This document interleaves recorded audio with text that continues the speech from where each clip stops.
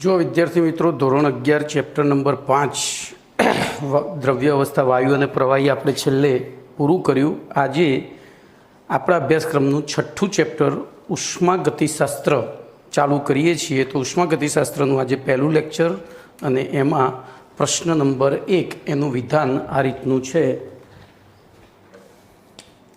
તો પ્રશ્ન નંબર 1 ધ્યાન રાખજો, પ્રશ્ન સમજવો જરૂરી છે. હવે બધી જે ચેપ્ટરો છે એમાં પ્રશ્ન સમજશો તો જવાબ આવડવા લાગશે, કારણ કે તમારો બેઝ ક્લિયર થઈ ગયો છે, કક્કો આવડી ગયો છે. સમજો કેમિસ્ટ્રીનો હવે વાક્ય બનાવતા શીખવાનું છે. તો ઉષ્મીય દ્રષ્ટિએ વિવિધ રાસાયણિક પ્રક્રિયાઓની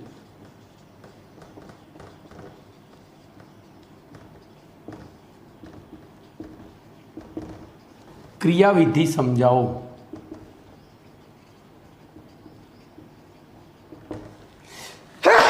અથવા બીજો આમાં પ્રશ્ન છે, સમજાવો કે વિવિધ રાસાયણિક પ્રક્રિયા થવા માટે અથવા તો કોઈ પણ રાસાયણિક પ્રક્રિયા થવા માટે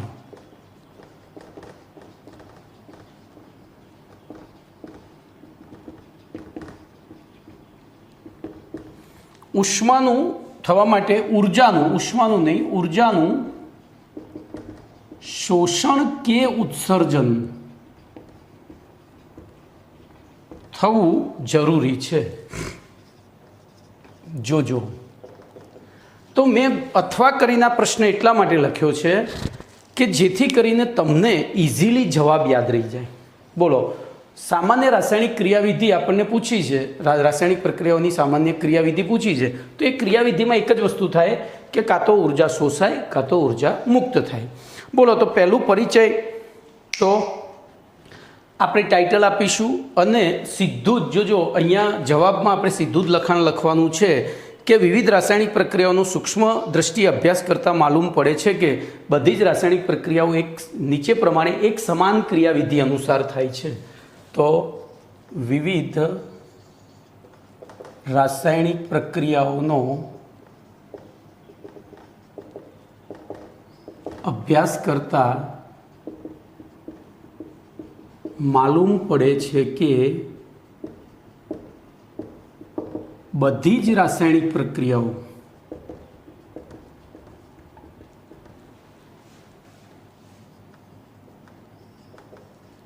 નીચે પ્રમાણે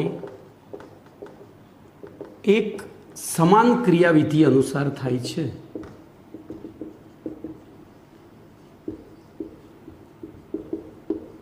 એક સમાન ક્રિયાવિધિ અનુસાર થાય છે.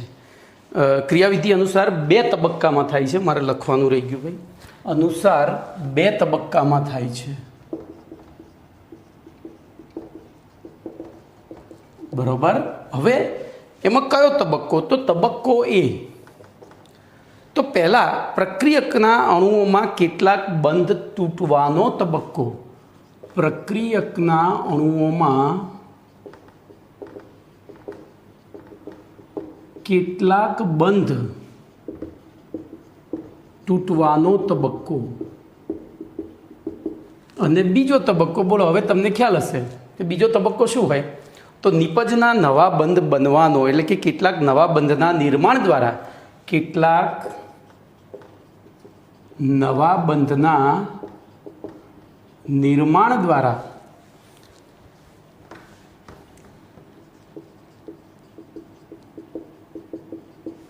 નિપજનું સર્જન થવાનો તબક્કો.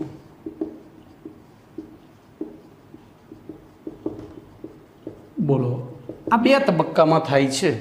આપણે હવે એક પ્રક્રિયા લઈએ, ધ્યાન રાખજો. તો જો અહીંયા લખીએ તો કોઈ પણ વસ્તુને તોડવી હોય, અહીંયા તૂટવાનો છે, મારે આ પેનને તોડવી છે, હું આમ જોઈ રહીશ તો તૂટશે ખરી? ના. તો એના માટે મારે એને ઉર્જા આપવી પડશે. ધ્યાન રાખજો. તો અહીં ઉપરોક્ત પ્રથમ તબક્કો, બોલો કેવો હોય છે? તો ઉપરોક્ત પ્રથમ તબક્કામાં ઉપરોક્ત પ્રથમ તબક્કામાં બંધ તોડવા માટે ઉર્જાની જરૂર પડે છે, એટલે કે ઉપરોક્ત પ્રથમ તબક્કો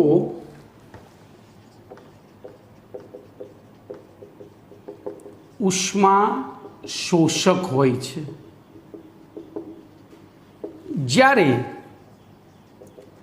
બીજા તબક્કામાં પ્રથમ તબક્કાના અંતે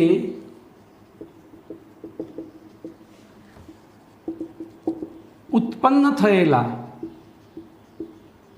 આયનો કે મુક્ત મૂલકો વચ્ચે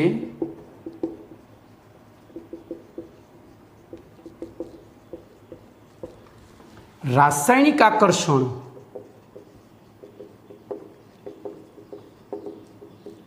દ્વારા બંધ બને છે. અને બંધ નિર્માણની પ્રક્રિયા કેવી હોય છે? તો મેં તમને એક એના માટે તો એક નાટક રચાઈ ગયું છે, પરણ્યા એટલે પતી ગયા, પતિ થયા નહીં, પતિ ગયા. પરણ્યા એટલે આપણું કોઈની સાથે રાસાયણિક આકર્ષણ, એ પણ એક આકર્ષણ છે, એક બંધ બન્યો, પરિણય કહેવાય છે ને, એ બંધ બન્યો એટલે ઉર્જા પતી ગઈ. બરોબર? તો બંધ બને છે, આથી ઉર્જા મુક્ત થાય છે. આમ બોલો, આ બીજો તબક્કો કેવો હોય છે? કહો. ઉષ્મા ક્ષેપક હોય છે. કેવો હોય છે? ઉષ્મા ક્ષેપક હોય છે. કમ્પ્લીટ. તો હવે આપણે ઉદાહરણ લઈએ. દાખલા તરીકે આપણે એક પ્રક્રિયા લઈએ, H2 + Cl2 gives 2HCl. બોલો, આ પ્રક્રિયા બે તબક્કામાં થાય. તબક્કો 1, તબક્કા 1માં H2નું વિખંડન થઈ 2H મુક્ત મૂલક, અને એમાં આપણે ઉર્જા આપવી પડે, એટલે H2 પ્લસ ઉર્જા gives 2H મુક્ત મૂલક. એવી રીતે આ પણ તબક્કા 1નો જ ભાગ છે. Cl2 પ્લસ ઉર્જા gives 2Cl મુક્ત મૂલક. બરોબર? હવે શરૂ થયો તબક્કો 2. તો તબક્કા 2માં 2H મુક્ત મૂલક પ્લસ 2Cl મુક્ત મૂલક gives 2HCl પ્લસ ઉર્જા. 2HCl પ્લસ ઉર્જા. તો બોલો, બે તબક્કા આખી કેવી થઈ ગયું? તો આ તમારી. હવે જોજો અહીંયા, તો હવે આગળ વધીએ. આ તો ક્રિયાવિધિ સમજાવી, પણ જોજો અહીંયા જે બંધ તૂટે છે, અહીંયા કયા બંધ તૂટ્યા? અહીંયા HH વચ્ચેનો બંધ તૂટ્યો, અહીંયા Cl વચ્ચેનો તૂટ્યો. જ્યારે અહીંયા બન્યો કયો? તો H અને Cl વચ્ચે. તો હવે બોર્ડ નાનું છે એટલે હું અહીંથી આ બદલીશ, આને ભૂસી નાખું છું. તો જોજો, હવે લખીએ, કોઈ પણ રાસાયણિક પ્રક્રિયામાં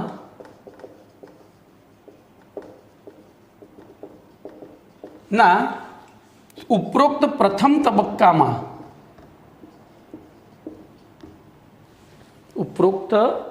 તબક્કામાં તૂટતા બંધ અને બીજા તબક્કામાં બનતા બંધ ની પ્રકૃતિ જુદી જુદી હોય છે. પ્રકૃતિ જુદી જુદી હોય છે. આથી પ્રથમ તબક્કામાં શોષાતી ઉર્જા અને બીજા તબક્કામાં મુક્ત થતી ઉર્જા ના મૂલ્યો જુદા જુદા હોય છે. અને તેથી જોજો, તેથી શું થાય? બોલો, એટલે કે આ મૂલ્યો સમાન હોતા નથી. અને જો સમાન હોય તો શું થાય? જેટલી ઉર્જા અહીંયા શોષાય એટલી જ મુક્ત થાય. બરોબર? અને એના કારણે કુલ ઉર્જાનો ફેરફાર કેવો થઈ જાય? શૂન્ય. જુદા જુદા હોય છે. આથી, અરે યાર, એક જ મિનિટ હો. ઉર્જા અને બીજા તબક્કામાં ઉત્પન્ન થતી, આપણે ઉત્પન્ન થતી શબ્દ વાપરીશું, ઉર્જાના મૂલ્યો જુદા જુદા હોય છે બરોબર। આથી બોલો શું થયું? આ વાક્ય આવી ગયું। જો સમાન હોત તો શું થાત? તો જેટલી શોષાઈ એટલી જ મુક્ત થઈ, એટલે કુલ ઉર્જાનો ફેરફાર 0 થઈ ગયો। પણ આથી કહી શકાય કે બોલો પતી ગયું। શું કહી શકાય? તો આ વાક્ય લખી દેવાનું। કોઈપણ રાસાયણિક પ્રક્રિયા થવા માટે ઉર્જાનું શોષણ અથવા ઉત્સર્જન થવું જરૂરી છે। ચલો આપણે બેની સમજૂતી આપી દીધી, પણ હજુ કંઈક ખૂટે છે। હવે આના ઉપરથી કુલ પ્રક્રિયાની વાત કરીએ તો આ જે આપણે લખ્યો છે, પહેલો તબક્કો ઉષ્મા શોષક છે, બીજો તબક્કો ઉષ્માક્ષેપક છે, પણ આ કુલ પ્રક્રિયા કેવી છે એની સમજૂતી આપવી પડશે ને, કારણ કે આપણે એની ક્રિયાવિધિ સમજાવવાની, બે વસ્તુ સમજાવવાની। જો કોઈપણ રાસાયણિક પ્રક્રિયા થવા માટે ઉર્જાનું શોષણ કે ઉત્સર્જન જરૂરી છે તો એ આટલે સુધી તમારી થિયરી પતી ગઈ, અહીંયા સુધી લખીએ। પણ જો આખી ક્રિયાવિધિ સમજાવવાની હોય તો હવે પછી આગળનો મુદ્દો લખવો પડે। તો આગળનો મુદ્દો જોઈએ બરોબર। જો અહીં પ્રથમ તબક્કામાં શોષાતી ઉર્જા બીજા તબક્કામાં મુક્ત થતી ઉર્જા કરતાં વધારે હોય, ચલો વિચારો, પ્રથમ તબક્કામાં શોષાતી ઉર્જા એ બીજા તબક્કામાં મુક્ત થતી ઉર્જા કરતાં વધારે હોય તો બોલો કુલ પ્રક્રિયા કેવી બને છે? તો કુલ પ્રક્રિયા ઉષ્મા શોષક બને છે। અને તેનાથી ઉલટું બોલો, હવે હું લખીશ નહીં, તેનાથી ઉલટું પ્રથમ તબક્કામાં શોષાતી ઉર્જા બીજા તબક્કામાં મુક્ત થતી ઉર્જા કરતાં ઓછી હોય, લખી જ દઉં ચલો। તેનાથી ઉલટું પ્રથમ તબક્કામાં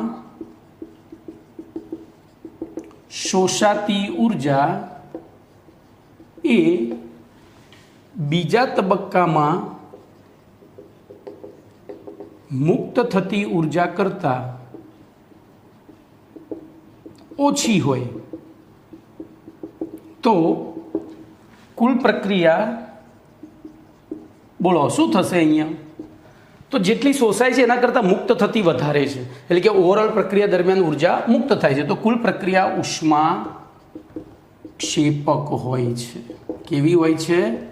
ઉષ્મા ક્ષેપક હોય છે। હવે આપણે આના ઉદાહરણો આપવાના છે બરોબર। તો ધ્યાન રાખજો, પહેલાંના ઉદાહરણમાં આપણે શું લખીશું?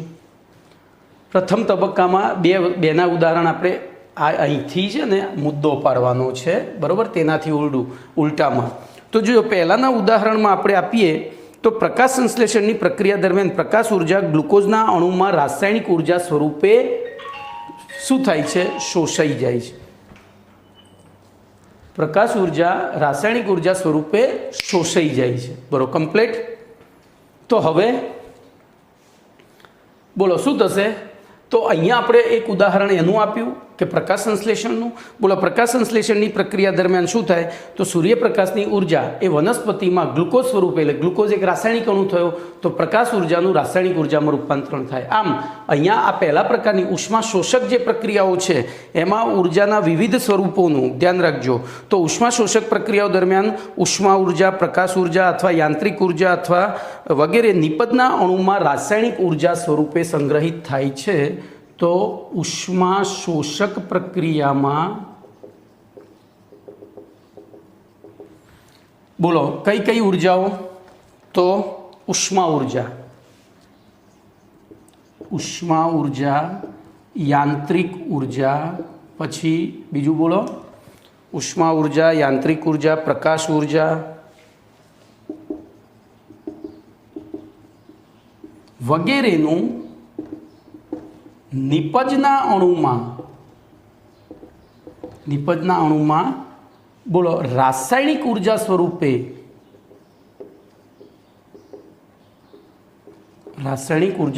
શું થાય છે? સ્થિરીકરણ અથવા તો શોષણ થાય છે, સ્થિરીકરણ અથવા તો સંગ્રહ થાય છે, એમ બરોબર, સંગ્રહ થાય છે। એટલે કે આપણે બહારથી એને જે ઉર્જા આપી એ આ સ્વરૂપે સંગ્રહિત થાય છે હવે ત્યાં દાખલા તરીકે લખી દેવાનું પ્રકાશ સંશ્લેષણની પ્રક્રિયા. શું લખી દેવાની? આપણને 5મા ધોરણથી ભણતા આવીએ છીએ. બોલો, એવી રીતે ઉષ્માક્ષેપક પ્રક્રિયામાં શું થાય? તો આનાથી ઊંધું થાય. આનાથી ઊંધું થાય. ઉષ્માક્ષેપક પ્રક્રિયામાં, તો ઉષ્માક્ષેપક પ્રક્રિયામાં બોલો, પ્રક્રિયકના અણુમાં સંગ્રહાયેલી રાસાયણિક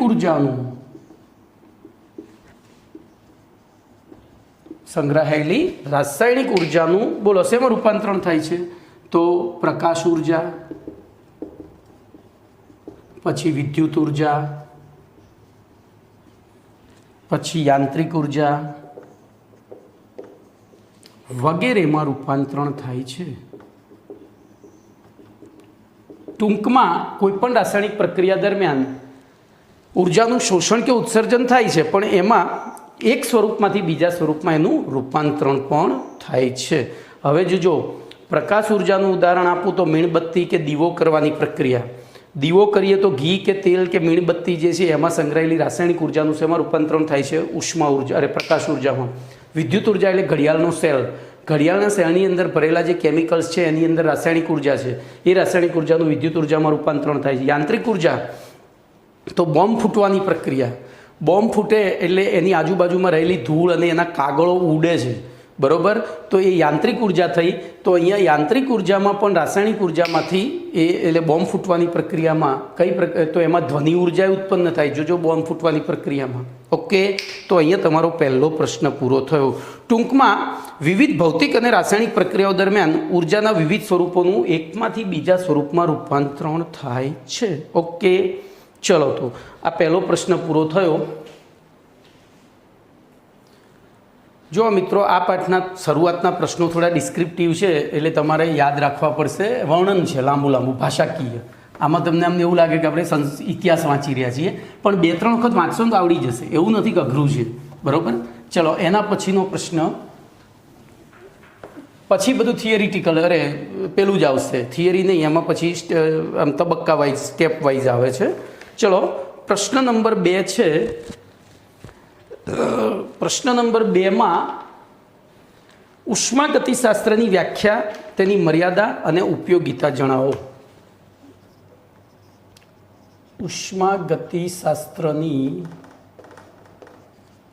વ્યાખ્યા, મર્યાદા અને ઉપયોગિતા જણાવો. બોલો, પ્રશ્નમાં જ આપણને કહી દીધું છે કે શું શું કરવાનું છે. તો ધ્યાન રાખજો, ઉષ્માગતિશાસ્ત્રની વ્યાખ્યા આપણે પહેલા પ્રશ્નમાં ભણી ગયા. શું હતી? તો પહેલા પ્રશ્નનું છેલ્લું વિધાન એ ઉષ્માગતિશાસ્ત્રની વ્યાખ્યા છે. કોઈપણ ભૌતિક કે રાસાયણિક પ્રક્રિયાઓ દરમિયાન ઉર્જાના વિવિધ સ્વરૂપોનું એક સ્વરૂપમાંથી બીજા સ્વરૂપમાં રૂપાંતરણના અભ્યાસને, ચલો પહેલી વ્યાખ્યા લખી દઈએ. વ્યાખ્યામાં શું લખીશું કહો? તો કોઈપણ ભૌતિક અને રાસાયણિક અથવા તો ભૌતિક અને રાસાયણિક, આગળના પ્રશ્નનું છેલ્લું વિધાન એ ઉષ્માગતિશાસ્ત્ર, ભૌતિક અને રાસાયણિક પ્રક્રિયાઓ દરમિયાન ઉર્જાના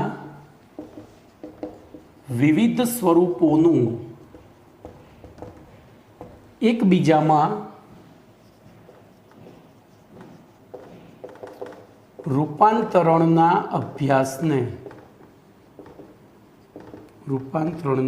અભ્યાસને શું કહે છે? ઉષ્માગતિશાસ્ત્ર કહે છે.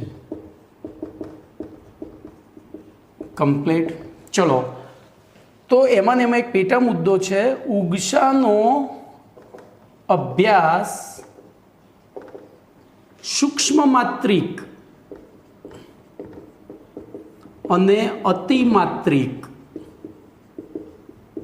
જો ધ્યાન રાખજો, સૂક્ષ્મ માત્રિક એટલે હું તમને સીધું ઉદાહરણ આપું. આપણા ઘરે 2 મહેમાન આવે ને આપણે જે ચા બનાવવાની પ્રક્રિયા છે સૂક્ષ્મ માત્રિક પ્રક્રિયા કહેવાય.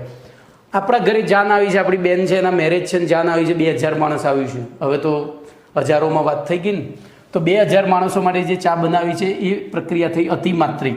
તો ઉષ્માગતિશાસ્ત્રનો અભ્યાસ સૂક્ષ્મમાત્રિક અને અતિમાત્રિક એમ બંને પ્રકારની પ્રક્રિયાઓને એક સમાન રીતે લાગુ પડે છે. એક સમાન રીતે લાગુ પડે છે. બોલો કમ્પ્લીટ. હવે એની મર્યાદા જોઈશું. જોજો તો ઉષ્માગતિશાસ્ત્રની મર્યાદા હજુ તો ભણવાનું શરૂ નહીં કર્યું પાઠ અને મર્યાદા આવી ગઈ.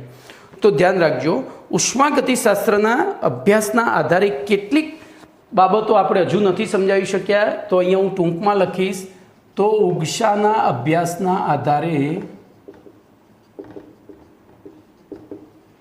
બોલો પ્રક્રિયા કેટલા સમયમાં પૂર્ણ થશે? પહેલો પ્રશ્ન, પ્રક્રિયા કેટલા સમયમાં પૂર્ણ થશે?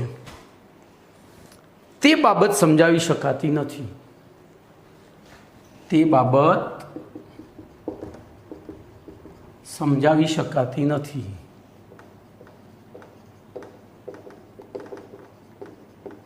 ફરીથી બોલો, એની મર્યાદા શું છે? તો કેટલા સમયમાં પૂર્ણ થશે. એટલે કે હવે જોજો, આ બાબત શેના આધારે સમજાવી શકાય છે? તો એના માટે તમે 12મા ધોરણમાં રાસાયણિક ગતિકી નામનું ચેપ્ટર ભણશો. તો નથી, જે દર્શાવે છે કે ઉષ્મા અને રાસાયણિક ગતિકી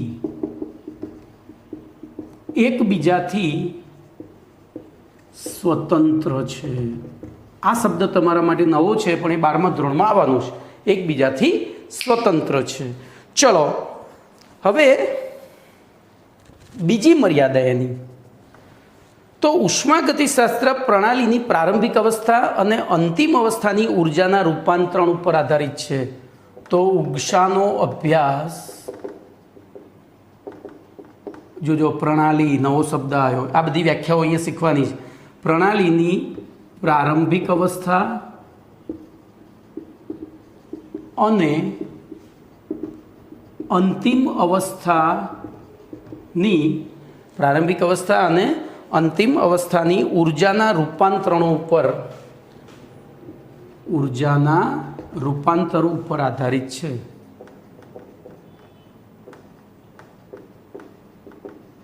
એનો મતલબ એવો છે કે જો અવસ્થા બદલાતી હોય ને તો જ આપણે એનો અભ્યાસ કરી શકીએ. ખબર પડી? એટલે કે પ્રણાલી એક અવસ્થામાંથી બીજી અવસ્થામાં રૂપાંતરિત થતી હોય ત્યારે જ ઉષ્માગતિશાસ્ત્રના નિયમો, એટલે કે પ્રણાલી એક સંતુલિત અવસ્થામાંથી બીજી સંતુલિત અવસ્થામાં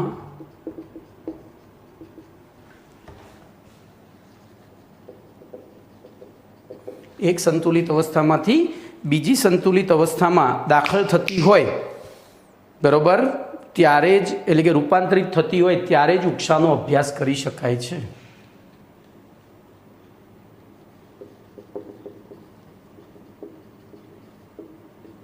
તો જ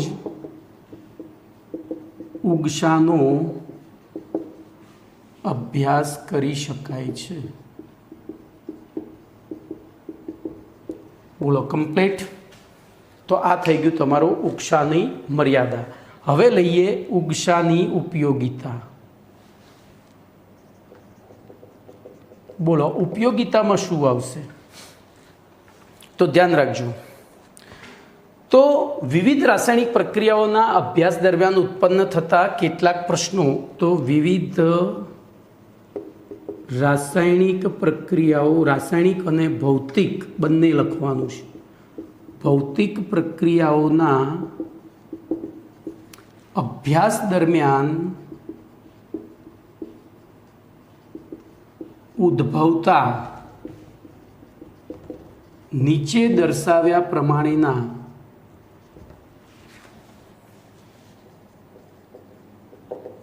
કેટલાક પ્રશ્નોનો ઉત્તર, કેટલાક પ્રશ્નોના ઉત્તર બોલો શેના આધારે? તો જે તે પ્રક્રિયાના ઉષ્માગતિશાસ્ત્રીય અભ્યાસના આધારે આપી શકાય છે। એમાં પહેલો પ્રશ્ન છે, આવા તો ઘણા બધા છે, તો બે સંયોજનો વચ્ચે નિયત પરિસ્થિતિમાં પ્રક્રિયા થશે કે નહીં? પહેલો પ્રશ્ન, બે સંયોજનો વચ્ચે નિયત પરિસ્થિતિમાં પ્રક્રિયા થશે કે નહીં? જો ખાલી આ વાક્ય વાંચવાથી ખબર ના પડે, આપણે એના માટે વિચારવું પડે। બોલો, આપણે શું કરીએ છીએ? ચા બનાવવા માટે દૂધ, ચાયપત્તી, ખાંડ અને થોડું પાણી એટલું મિક્સ કરી અને ગેસ ઉપર મૂકીએ છીએ। એટલે ગેસ ઉપરથી આપણે ગેસમાંથી એને ઉષ્મા ઉર્જા જ આપીએ છીએ। બોલો, આપણે બે તપેલી લઈએ, બંને તપેલીમાં સરખું દૂધ, સરખું પાણી, સરખી ખાંડ, સરખું ચાયપત્તી નાખી એકને ગેસ ઉપર મૂકીએ અને એકને બહાર તડકામાં મૂકી દઈએ। બોલો, તો તડકાવાળી જે તપેલી હતી એમાં ક્યારેય ચા નહીં બને, થોડો સમય પછી એ દૂધ ફાટી જશે ખરું? તો પ્રશ્ન હવે ખબર પડી, બે સંયોજનો વચ્ચે નિયત પરિસ્થિતિમાં પ્રક્રિયા થશે કે નહીં? તો આપણે બે પરિસ્થિતિઓ ચેક કરીએ। ગેસ ઉપર બંનેમાં ઉષ્મા તો આપીએ જ છીએ, પણ બંનેની પરિસ્થિતિ જુદી છે। પહેલામાં ગેસ ઉપર આપણે ઝડપથી ઉષ્મા આપીએ છીએ એટલે પ્રક્રિયા થાય છે, અને પેલી સૂર્યપ્રકાશમાંથી ઉષ્મા મળે છે પણ ધીમે ધીમે મળે છે એટલે પ્રક્રિયા નથી થતી। કમ્પ્લીટ। ચલો, એવી રીતના બીજો પ્રશ્ન, બોલો, બીજા પ્રશ્નમાં, તો જો બે સંયોજનો વચ્ચે પ્રક્રિયા થતી હોય તો કેટલા પ્રમાણમાં થશે અને કેટલા પ્રમાણમાં નિપજ? તો બે સંયોજનો વચ્ચે પ્રક્રિયા થતી હોય તો તે કેટલા પ્રમાણમાં થશે અને કેટલા પ્રમાણમાં નિપજ મળશે?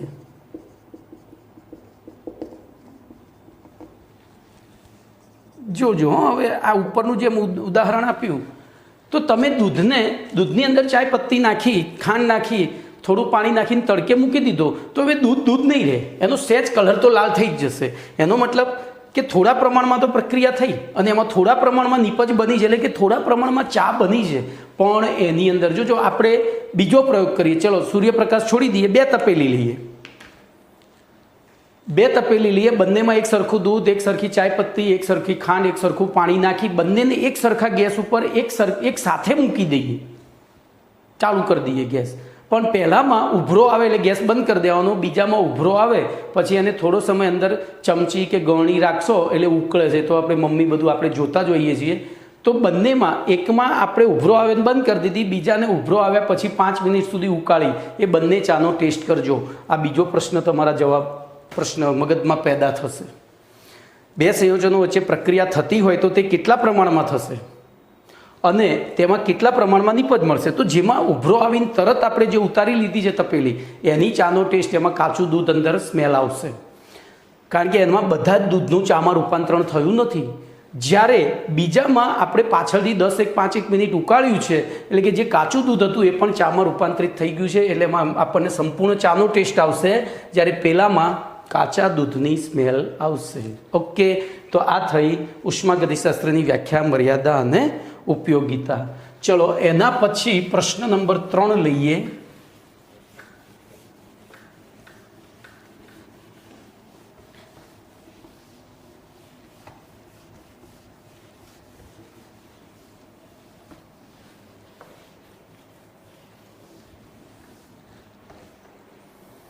તો પ્રશ્ન નંબર 3 એનું વિધાન છે, રાસાયણિક ઉષ્માગતિશાસ્ત્રની વ્યાખ્યા આપી તેનું મહત્વ જણાવો। જોજો, આપણે પહેલી વ્યાખ્યા આપી હતી ઉષ્માગતિશાસ્ત્રની, હવે રાસાયણિક ઉષ્માગતિશાસ્ત્ર છે।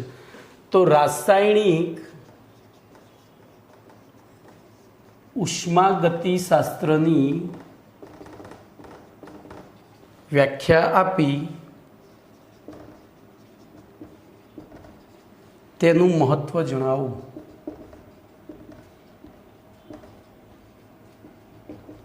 બોલો, તો સૌથી પહેલું આપણે એની વ્યાખ્યા આપીશું।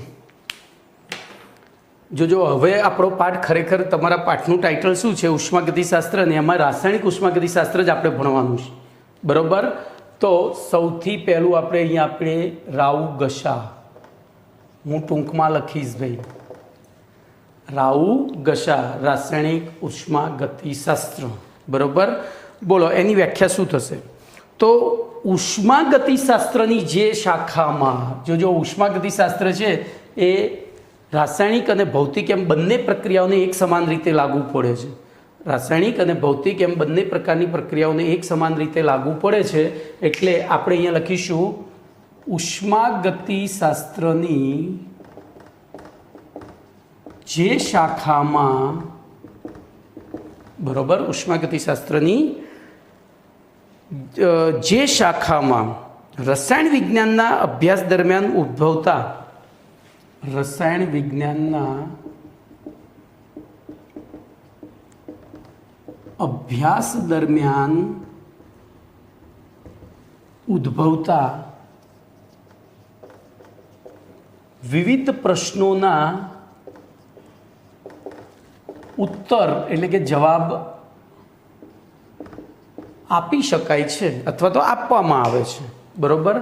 આપી શકાય છે અથવા આપવામાં આવે છે તે શાખાને, બોલો હવે હું ડોટ ડોટ ડોટ ડોટ કરી દઈશ, તે શાખાને શું કહે છે?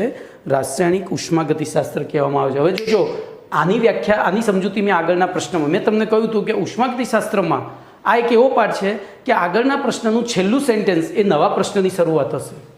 બોલો છેલ્લા સેન્ટેન્સમાં મેં અહીંયા તમને 2 ઉદાહરણ આપ્યા હતા કે ભાઈ એકમાં ઉભરો આવ્યો ને તરત આપણે એ તપેલીને નીચે ઉતારી દીધી, એ ચાનો ટેસ્ટ કર્યો. એકમાં ઉભરો આવ્યા પછી 10 મિનિટ સુધી એને ઉકાળ્યું અને પછી ટેસ્ટ કર્યો. તો આપણા મનમાં એક પ્રશ્ન, તમારા બધાના મનમાં આજે એક પ્રશ્ન થયો કે 2 ચાનો ટેસ્ટ જુદો કેમ? એ પ્રશ્નનો જવાબ, રાઈટ, એ જે પ્રશ્ન પેદા થયો છે એ પ્રશ્નનો જવાબ ઉષ્માગતિશાસ્ત્રની જે શાખામાં તમે આપતા શીખશો, હવે શીખવાનું છે એ બધું. આ છેલ્લે આ જે પ્રશ્નો હું કરી રહ્યો છું એના જવાબ તમે છેલ્લે આપશો જ, હું અત્યારથી નહીં આપું. તો એ શાખાને શું કહેવાય? રાસાયણિક ઉષ્માગતિશાસ્ત્ર. ચલો બીજા મુદ્દામાં એનું મહત્વ. તો રાઉ ગસાનું, ભાઈ હવે હું ટપકા નહીં કરું હો, તમે સમજી ગયા ને ટૂંકમાં રાઉ ગસા એટલે શું છે? તો જોજો, તો રાઉ ગસાનો અભ્યાસ, રાઉ ગસાનો અભ્યાસ એ 4 પાયાના નિયમો ઉપર આધારિત છે. 4 પાયાના નિયમો ઉપર આધારિત છે, જેમને અનુક્રમે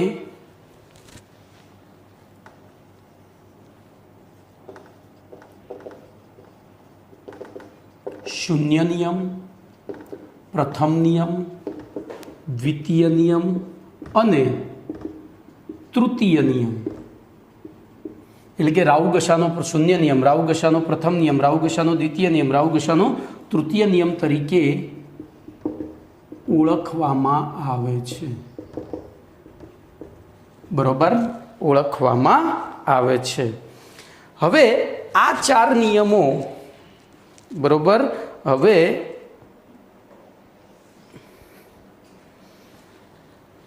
આ 4 નિયમો પ્રાયોગિક પરિણામોના આધારે તારવેલા છે.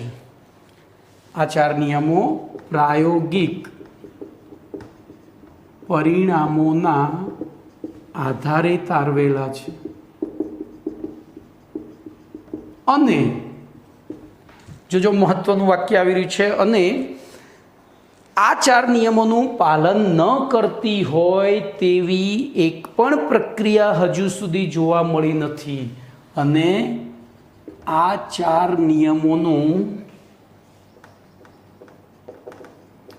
પાલન ના કરતી હોય તેવી એક પણ રાસાયણિક પ્રક્રિયા હજુ સુધી જોવા મળી નથી, જે દર્શાવે છે કે, બોલો, રાઉ ગસા સાર્વત્રિક છે, કેવું છે એટલે કે રસાયણ જગતની બધી જ પ્રક્રિયાઓને એ લાગુ પડે છે અને જો બધી જ પ્રક્રિયાઓને વિગતવાર સમજવી હોય તો બોલો એનો અભ્યાસ જરૂરી છે. આથી કોઈ પણ રાસાયણિક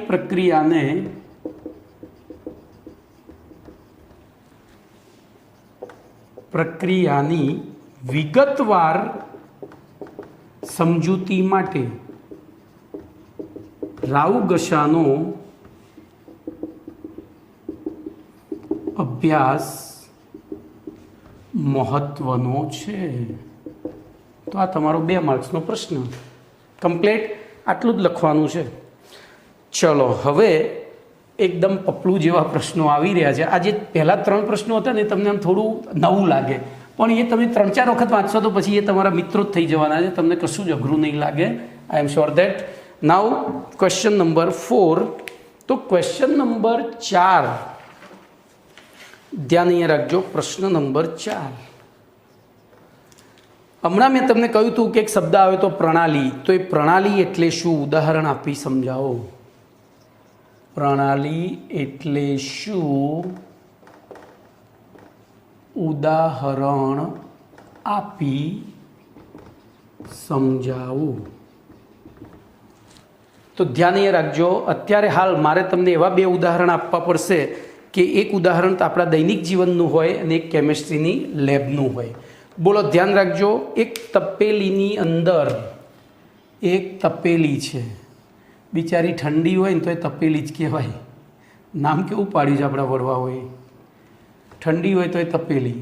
બોલો તો આ તપેલી છે.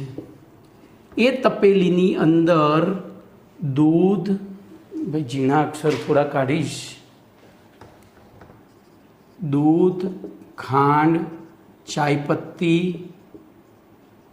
અને પાણી આ બધા વચ્ચે અને નીચે ગેસ ચાલુ કર્યો છે.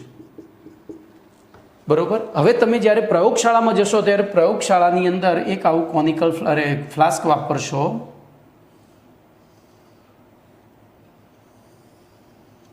આ કોનિકલ ફ્લાસ્કની અંદર પહેલેથી એસિડ લીધું હશે તો ઉપરથી ટીપે ટીપે તમે બેઝ ઉમેરશો અને એસિડની અંદર બીજું હશે અહીંયા સૂચક.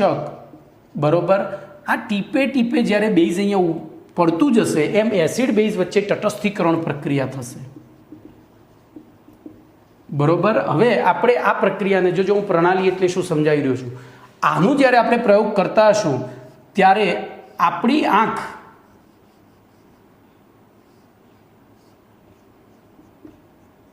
બોલો આપણે એને જોઈશું તો ક્યાં જોઈશું? અહીંયા જોઈશું, અહીંયા જોઈશું કે અહીંયા જોઈશું કે અહીંયા જોઈશું? તો મેં જાણી જોઈને તૂટક અને ઘાટું ત્રિકોણ કર્યું છે. તો આપણી નજર જોજો આટલેથી આટલા જ વિસ્તારમાં હશે, કારણ કે આપણને અવલોકન ક્યાં જોવા મળવાનું છે? ભાઈ અહીં થોડું જુદું એટલા માટે પાડું છું તમને ખ્યાલ આવે. એ આટલા વિસ્તારમાં જ આપણને અવલોકન જોવા મળશે.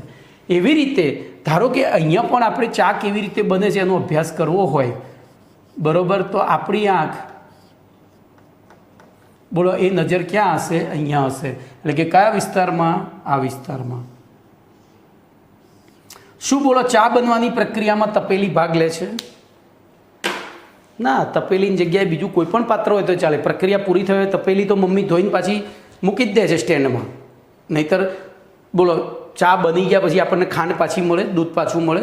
તો જે પાછું મળે જે વપરાતું નથી એનો મતલબ કે પ્રક્રિયામાં ભાગ લેતું નથી. અહીંયા પણ કોનિકલ ફ્લાસ્ક એમના એમ રહે છે, અહીંયા તપેલી એમના એમ રહે છે. તો આર્યો વિસ્તાર જોજો હું ટૂંકમાં હવે તમને વ્યાખ્યા આપતા પહેલાં આ જે મેં બ્લુ કલરથી જે એરિયાને કોર્ડન કર્યો છે આર્યો વિસ્તાર એને પ્રણાલી કહેવાય. શું કહેવાય? આ વિસ્તારને શું કહેવાય? પ્રણાલી કહેવાય. બોલો તો પ્રણાલીની વ્યાખ્યા શું થશે? તો પ્રણાલીની વ્યાખ્યા શું થશે? વિચારો. તમારી સામે છે. પ્રણાલીની વ્યાખ્યા શું થાય? બોલો બોલો ફટાફટ. શું થશે પ્રણાલીની વ્યાખ્યા?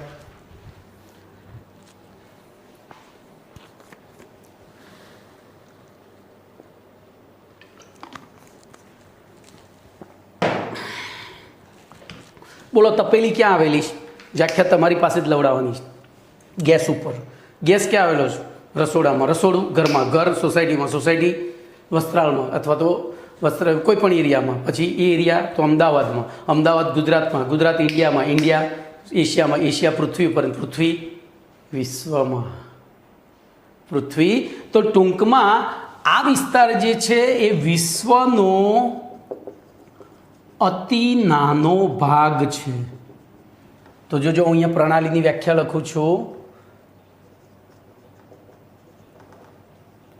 વિશ્વનો અતિ નાનો ભાગ કે જે જોજો જે બાકીના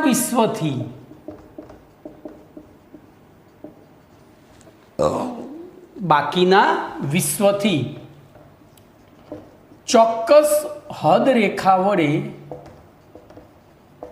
અલગ થયેલો છે. બોલો તો અહીંયા હદ રેખા વડે એટલે બોલો આટલો ભાગ તપેલી વડે અને આટલો ભાગ કોનિકલ ફ્લાસ્ક વડે બાકીના વિશ્વથી શું થયેલો છે? અલગ થયેલો છે. અને તેમાં પ્રયોગો કરી અવલોકનો નોંધવામાં આવે છે.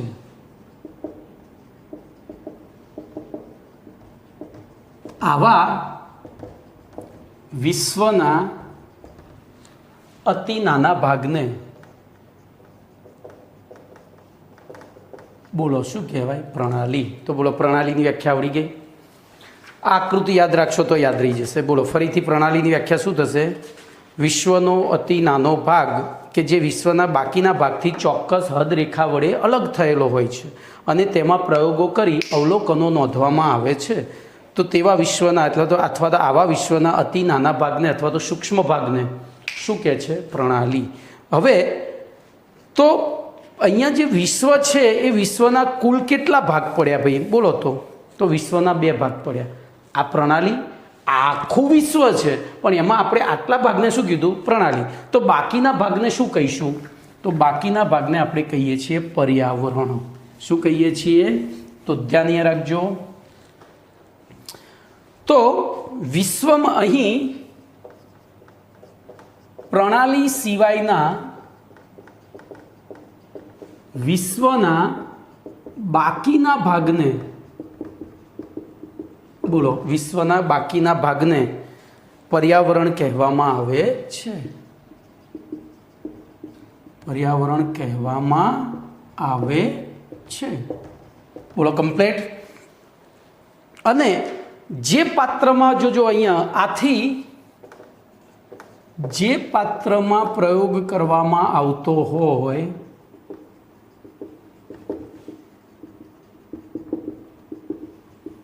તે પાત્રમાં ભરેલા રસાયણોના મિશ્રણને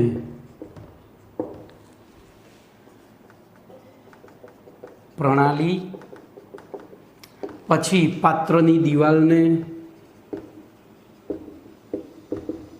વિશ્વ તથા પ્રણાલીને અલગ કરતી હદ રેખા અને પ્રણાલી અને પાત્ર સિવાયના બરોબર પ્રણાલી સિવાયના સોરી મારી ભૂલ થઈ અને પ્રણાલી સિવાયના બાકીના ભાગને બાકીના વિશ્વને પર્યાવરણ કહે છે. તો જોજો અહીંયા ધ્યાન રાખજો. તો ધ્યાન રાખજો પ્રણાલી આજે મારે આકૃતિ દોરીને તમને સમજાવવું પડશે બરાબર. આપણે કોનિકલ ફ્લાસ્ક લીધું તો કોનિકલ ફ્લાસ્કમાં અહીંયા જે કેમિકલ્સ ભરેલા હતા એ શું છે? પ્રણાલી છે. આ શું છે? તો વિશ્વ અને પ્રણાલીને અલગ કરતી હદરેખા છે અને આ હદરેખા છે અને આ બાકીનું પર્યાવરણ છે. તો ધ્યાન રાખજો પર્યાવરણ અને પ્રણાલી આ બેને અલગ કરતી હદરેખા એટલે પાત્રની દિવાલ અને પાત્રની દિવાલનો નથી પર્યાવરણમાં સમાવેશ થતો નથી પ્રણાલીમાં સમાવેશ થતો. આ ખાસ યાદ રાખજો. કમ્પ્લીટ. અને અહીંયા પ્રણાલી અને મેં અહીંયા જો લખવાની તો ભૂલ કરી છે જ પ્રણાલી અને પાત્રની સિવાયના અહીંયા મેં ભૂલ કરી છે, અને પાત્ર સિવાયના વિશ્વના બાકીના ભાગને શું કહે છે? બોલો, પર્યાવરણ કહે છે. શું કહે છે? તો પર્યાવરણ કહે છે. ટૂંકમાં આપણે એક સેન્ટેન્સ યાદ રાખીશું, વિશ્વ બરાબર પ્રણાલી વત્તા પાત્રની દિવાલ વત્તા પર્યાવરણ, આટલું યાદ રાખીશું. બરોબર. હવે પ્રણાલી એટલે જે કેમિકલ આપણે ભેગા કર્યા, જે રસાયણોનું મિશ્રણ છે, એને જ પ્રણાલી કહેવાય. બાકીનાને પ્રણાલીમાં સમાવેશ થતો નથી. હવે ઉદાહરણ તમારે લખવાનું છે. દાખલા તરીકે એક કસનળીમાં નટુ કોથળી લઈએ, Na2CO3, એની અંદર HCl ઉમેરીએ તો NaCl, પછી H2O અને CO2. આ તો જોજો, આ એકબીજા આ ઘન છે, આ પ્રવાહી છે, પણ CO2 વાયુ છે, એટલે આપણને CO2 વાયુના ઉભરા મળશે. તો ટેસ્ટ ટ્યુબની અંદર આપણે જે ટેસ્ટ ટ્યુબ લીધી છે એમાં જ્યાં સુધી આ પ્રવાહી આ બેનું મિશ્રણ ભરેલું છે એટલા જ વિસ્તારને શું કહેવાય? પ્રણાલી. આ શું થઈ? પ્રણાલી. બોલો, આ શું થઈ? એટલે હદરેખા. અને આ કયો વિસ્તાર થયો? આ બાકીનો બધો તો પર્યાવરણ. બોલો, કમ્પ્લીટ. તો પ્રશ્ન નંબર 4 પૂરો થઈ ગયો. હવે પ્રશ્ન નંબર 5 આગળ લેતા પહેલાં જોઈ લઉં. ચલો, એ લઈ લઉં છું. બહુ એ ટૂંકો જ છે, નામ તો લાંબો છે, વાંધો નહીં, થઈ જશે. તો પ્રશ્ન નંબર 5માં પ્રણાલીના પ્રકાર ઉદાહરણ આપી સમજાવો. ભાઈ, આમાં 50 મિનિટના લેક્ચર કરવા જ પડશે, કારણ કે આવા શરૂઆતના લેક્ચરો છે ને એ થોડા ડિસ્ક્રિપ્ટિવ છે, એટલે આમાં ઓછું ભણીએ વધારે, પણ લખવાનું હોય ને એટલે સમય ઓછો, એટલે વધારે બગડે. ભણીએ ઓછું પણ સમય વધારે બગડે. તો પ્રશ્ન નંબર 5 લઈએ. પ્રણાલીના પ્રકાર ઉદાહરણ આપી સમજાવો. પ્રણાલીના પ્રકાર ઉદાહરણ આપી સમજાવો. બોલો. તો ધ્યાન રાખજો, સૌથી પહેલાં પ્રણાલીના પ્રકાર શેના આધારે પડે છે એની વાત કરીએ. તો પરિચય આપીએ. પ્રણાલી અને પર્યાવરણ વચ્ચે ઉર્જા અને દ્રવ્યના વિનિમયના પ્રકારના આધારે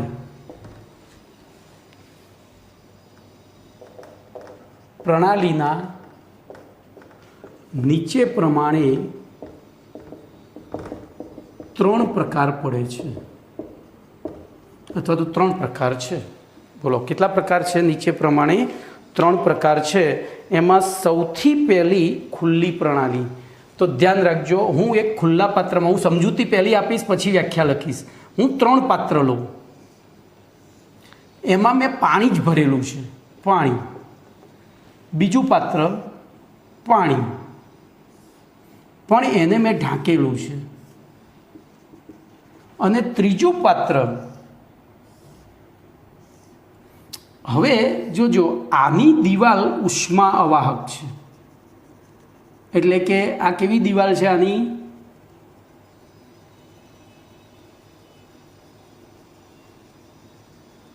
આમાં પણ પાણી ભરેલું છે. ઉષ્મા અવાહક દિવાલ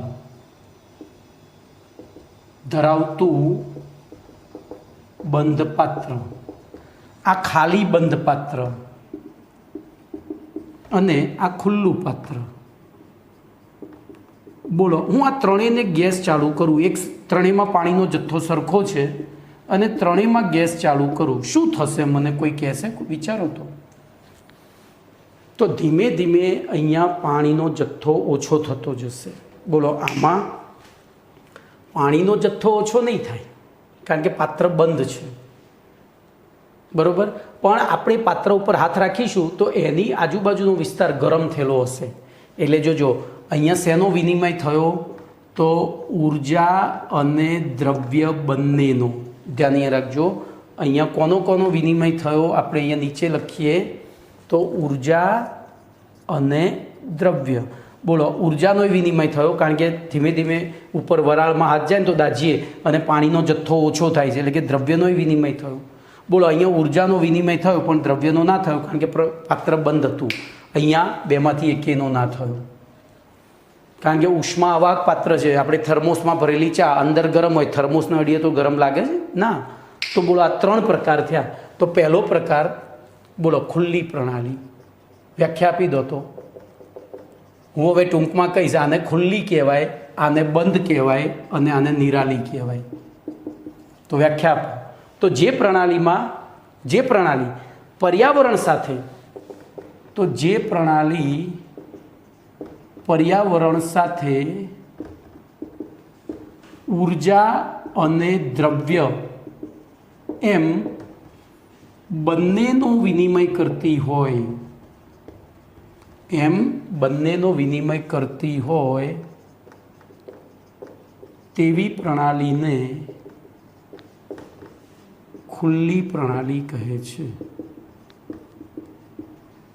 બોલો, ઉદાહરણમાં તો અહીંયા ઉદાહરણો ખાસ યાદ રાખજો. દાખલા તરીકે, ખુલ્લા પાત્રમાં રાખેલો બરફ અથવા પાણી.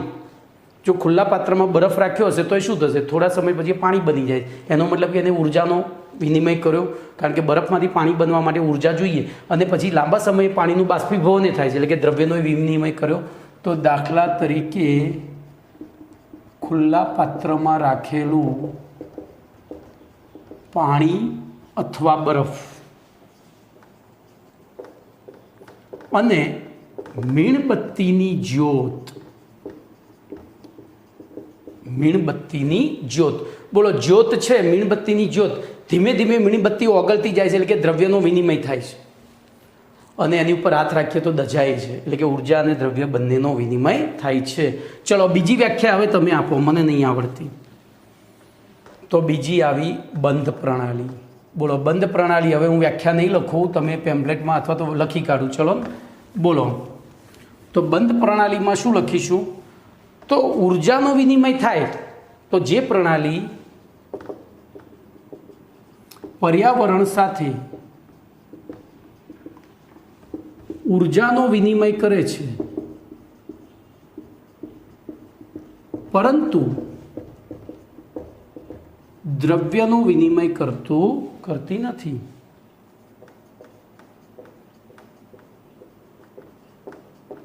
બોલો, તેવી પ્રણાલીને બંધ પ્રણાલી. દાખલા તરીકે,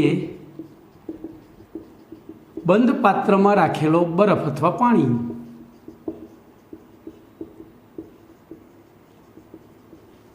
કમ્પ્લીટ. ચલો, ત્રીજો, નિરાલી પ્રણાલી.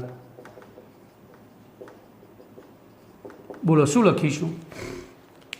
તો જે પ્રણાલી પર્યાવરણ સાથે ઉર્જા કે દ્રવ્ય એમ બંનેમાંથી કોઈ પણનો વિનિમય કરતી નથી. જે પ્રણાલી પર્યાવરણ સાથે ઉર્જા અને દ્રવ્ય બંનેમાંથી એક પણનો વિનિમય કરતી નથી, તેવી પ્રણાલીને હવે 100% અથવા તો સંપૂર્ણ નિરાલી પ્રણાલી, 100% અથવા